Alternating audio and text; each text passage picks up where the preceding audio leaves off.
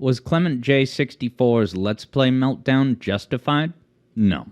So in part 1 of this video, we're going to revisit Clement's unjustified George R.R. Martin-style meltdown, lashing out at his fans because they allegedly did him dirty. In part 2 of this video, we're actually going to go ahead and solve Clement J's sort of head-scratching mysteries, because he thinks that the video game community used him or betrayed him, but by putting his claims under scrutiny, you will today learn how it all traces back to Clement's navel-gazing narcissism.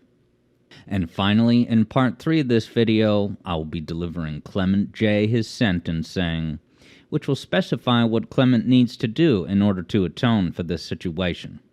So for those who are not familiar, Clement J64 did a whole lot of Sonic Let's Plays and Mega Man Let's Plays. That was the bulk of his channel for many years. If it rings the bell, he's the guy who constantly says the phrase, "I digress," whenever he says something interesting. Which for me was always very tiresome because it's like, oh, here you are doing the basic mechanic of a Let's Play, explaining the fun facts, tangential or otherwise, that pertain to the gameplay we're looking at on screen. But with every paragraph he delivers, you start to dread that inevitable incoming diaper whiff of, but I digress. He laughs at his own jokes too. You remember Clement J now, right? So the way things all blew up in smoke eventually was that after Clement J was doing videos post-Sonic and post-Mega Man, his attempts to branch out, for the most part, bombed. Which, hey, that can happen on the free market, but when Clement J did some post-mortem analysis, his take was basically like, hey, I did everything right. You guys in the audience failed. You guys are the selfish ones. So let's jump to a glimpse into the mind of Clement J64 in his final remarks at the apocalypse of his Let's Play career. I played 36 Mega Man games, 48 Sonic games, and 35 miscellaneous. That adds up to 119 playthroughs over the course of 13 years. Each one was tightly edited, supplied with fresh commentary, and ever-evolving sensibilities. For the benefit of my audience, at the detriment of myself. This was so much work for me. So Clement is laying down these facts so as to guilt his audience and say, look how hard I worked, look everything I did for you, and you just kind of left me high and dry. Well, it's like, no one asked you to do those things, Clement. You opted in. You offered a product on the free marketplace. Some of them sold well, others didn't. You're now going to hear Clement talk about how the sheer premium quality of his content is just so good that it doesn't make sense that people wouldn't watch it. People told me my Let's Plays were informative and skilled and well-paced, and I loved hearing that. It made me feel like I carved out this niche in Let's Play that made me stand out. But man, it takes so long. There were times where the Let's Plays actually got in the way of my real life. Because I wanted 3 videos uploaded every week, I had a tight schedule. It takes time to record the thing you want, to edit it the way you want it, to comment over and be happy with that commentary.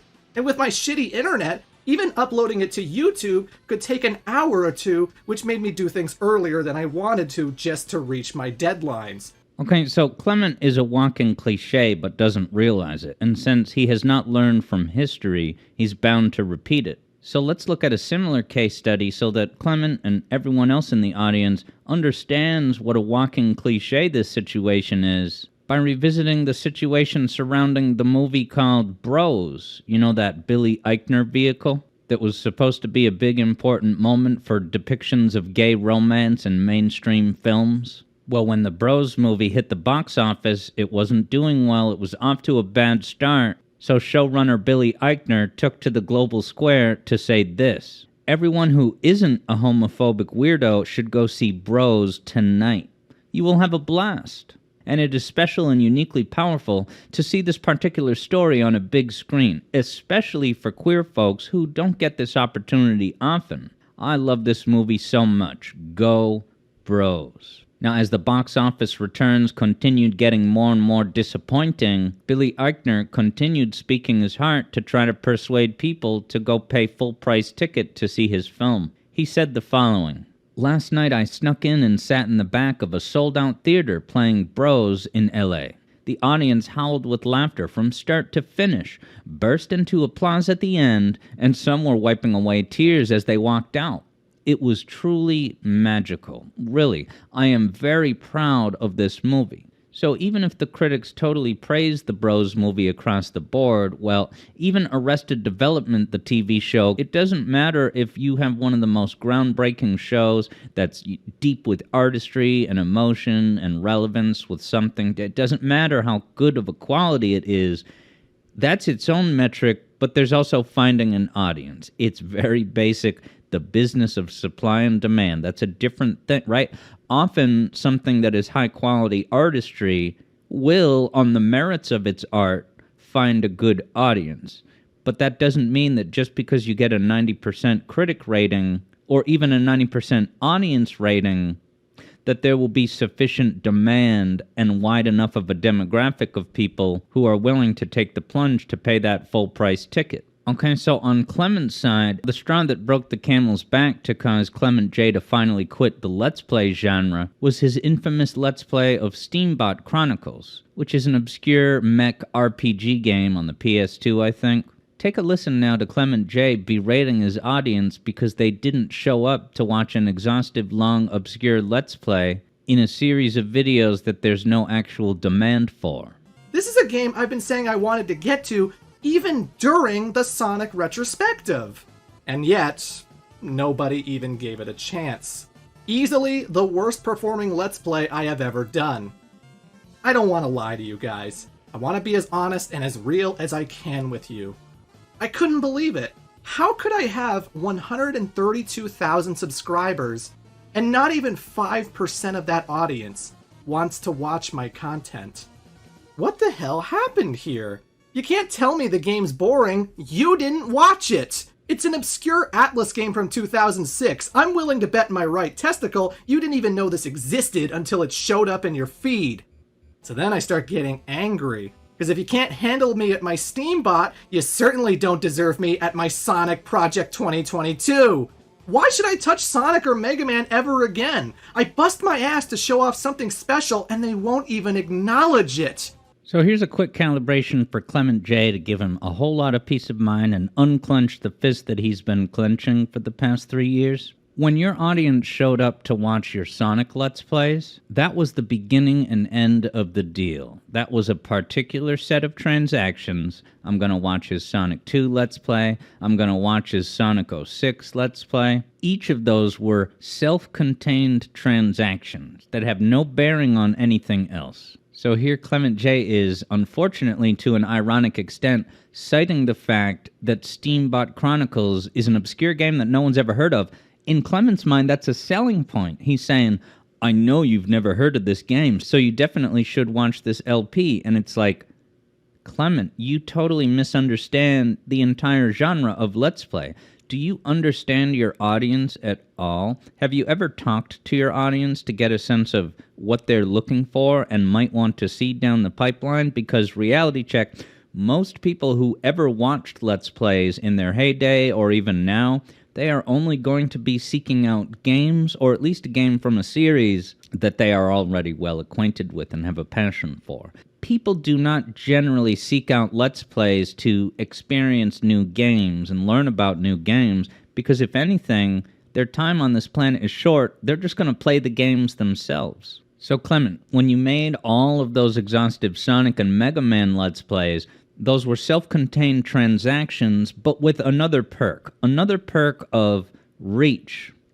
Because you brought in so many of those Sonic fans, well, the extra perk that you earned is impressions of your other videos.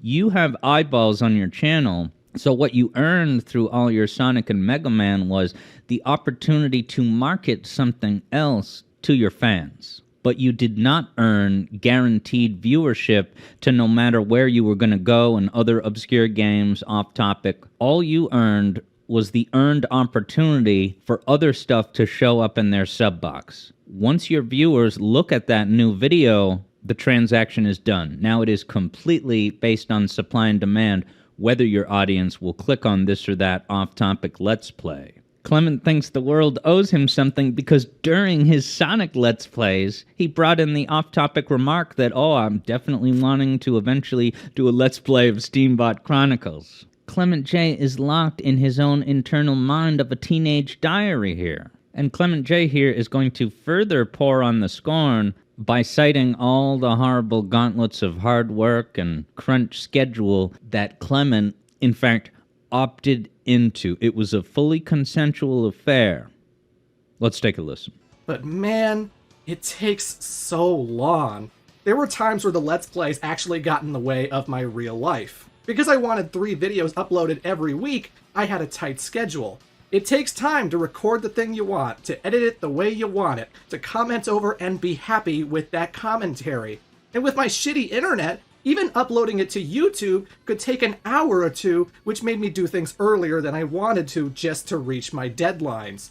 Steambot Chronicles is a 15-hour playthrough that took 5 times as long to actually make. And sacrifices were made in that achievement. Sorry friends, I can't hang out. I gotta get this video ready for tomorrow. I'd love to play that new Bayonetta game, but I don't have time. If I want to take a vacation, well shit, this means I have to bust my ass the week before so I have something to upload while I'm gone. Oh god. Look, it's not the worst thing ever. So many people have it much worse than I do. But the point is, this started to become a chore. I enjoy playing my favorite games and gushing about them on the internet, but this particular video format takes a lot out of me. So that entire crunch of production schedule was something that Clement freely elected to do. It was fully consensual. And what's even funnier about this is that this is in the era before, paid sponsorships in video. When you sign up for contracts like that, you are obligated to churn out a certain quantity of content every month or whatever the rules are. Clement didn't even have that. Any ad revenue he got was just through the YouTube's ad situation. So that strict schedule of always uploading something every week and needing to do double work the week before he was going to go on vacation, there is only one thing to conclude here, which is that Clement was never cut out for Let's Play. In the dynamic of supply and demand, Clement wants to take zero responsibility. He is only concerned with supply, and he wants demand to take care of itself. And in that way, he is indulging in the same fallacy that the Penny's Big Breakaway devs had when they tried to make their own new IP after Sonic Mania. They said, oh no, our game is fantastic, and all the critics loved it, so that's proof. The reason why it didn't sell well, says the Sonic Mania devs, is because the market is too saturated. The market is volatile. Listen. When you ask a girl out and she rejects you, you take responsibility. You do a post-game post-mortem to figure out, what could I have done better, what were the missteps, and listen, when you go on 3 dates with a girl and she does not want a 4th date with you, you take responsibility. You are constantly workshopping yourself in the spirit and motivation of self-improvement. Because if you don't do that, then the only person who is going to suffer as the result of the complacency is you. It is amusing that Clement J would take his conceited demands to say, if you don't get me at Steambot, you don't deserve me at Sonic Project 22. Wow, here we have arrived at the Geralus fallacy. Remember when Geralus64, that Sonic and Beyond content creator, was struggling to have his other videos branch out and get good viewership? Same old story, walking cliche, marching along with the entitlement of Clement J. Geralus64's new Luigi video was bombing, so he sent out a community post all but threatening his audience to say, hey, watch this Luigi video now. Or, make sort of an ultimatum, I will never make a Sonic video ever again. And then it had a gun emoji, albeit a green gun, per Luigi. But look at how Geralus took it further to berate his audience. Like, dude, get some new interests. It'll suit you. And so what was I, as a subscriber of Geralus64 at the time, supposed to do with that? Be like, oh, I'm sort of being held up at spiritual gunpoint. Let me come in here and I bet this video will be good. All right, I'm going to watch it under aggressive coercion, sort of. Yeah, Luigi, he's cool, right? These conditions are unacceptable to expect any loyal viewership. And so Geralus64 may have underwent the same identity crisis that ClementJ64 did, as you're going to take a listen to right now. I refuse to believe that my audience can find one Final Fantasy video with no issue whatsoever, but a playthrough being released piece by piece for 4 months doesn't attract any attention at all. But if it is showing up on their feed, then what does that mean?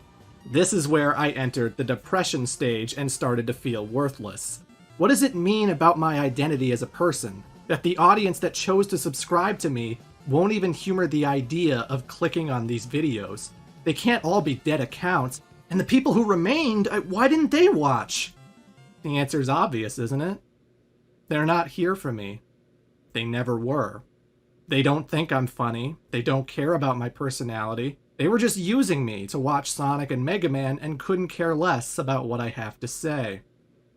God, you're so bland, Clement. Everyone is better than you. It's why your high school friends gave up on you. It's why the only time you see people mention you online, it's always in the past tense. Because they all moved on, and you haven't. You're a fossil from the late 2000s, oblivious to his own irrelevancy. Even during a pandemic, you can't attract an audience. Amazing. You are an absolute failure. So Clement, real quick here, your audience did not use you. You ready for the mind-blowing twist?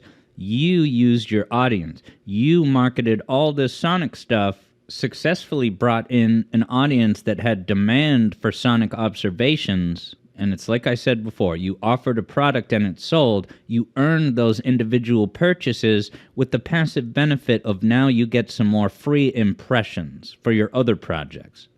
That's the only thing you earned. Your viewership on YouTube is not a subscription service to Clement's World. Come on in, guys. You're going to learn about all the random games that I'm into and learn about my childhood with Happy Gilmore references or other movie references.